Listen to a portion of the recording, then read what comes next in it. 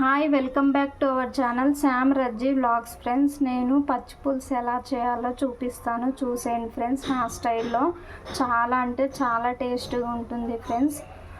ఒక నిమ్మకాయ సైజ్ అంతా చింతపండు అయితే తీసుకున్నాను ఫ్రెండ్స్. అదైతే నానబెట్టాను. ఇందులోకి పోపు కోసం అయితే నేను ఎండుమిర్చి, కరివేపాకు, ఆనియన్స్, పచ్చిమిర్చి, వెల్లుల్లి, కొత్తిమీర, పోపు దినుసులు, జీలకర్ర ఇవైతే తీసుకున్నాను ఫ్రెండ్స్. ప్రాసెస్ ఎలా ఏంటనేది చూపిస్తాను, చూసేయండి ఒకసారి.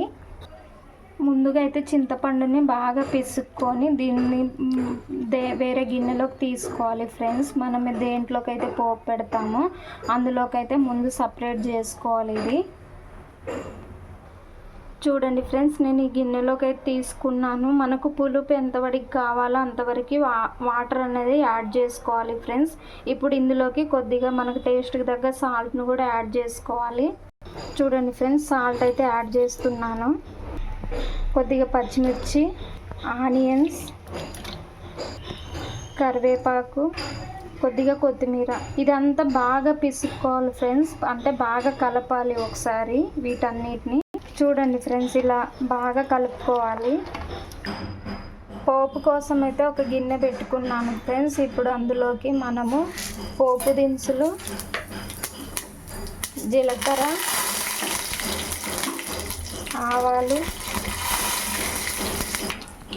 వెల్లిపాయ, పచ్చిమిర్చి, ఎండుమిర్చి, కరివేపాకు, కొత్తిమీర ఇవి ఆయిల్లో వేగనియాలి ఫ్రెండ్స్ బాగా. అండ్ పసుపు. ఇప్పుడు ఈ పోపుని ఈ చారులోకి యాడ్ చేయాలి ఫ్రెండ్స్, పచ్చి పులుసులోకి.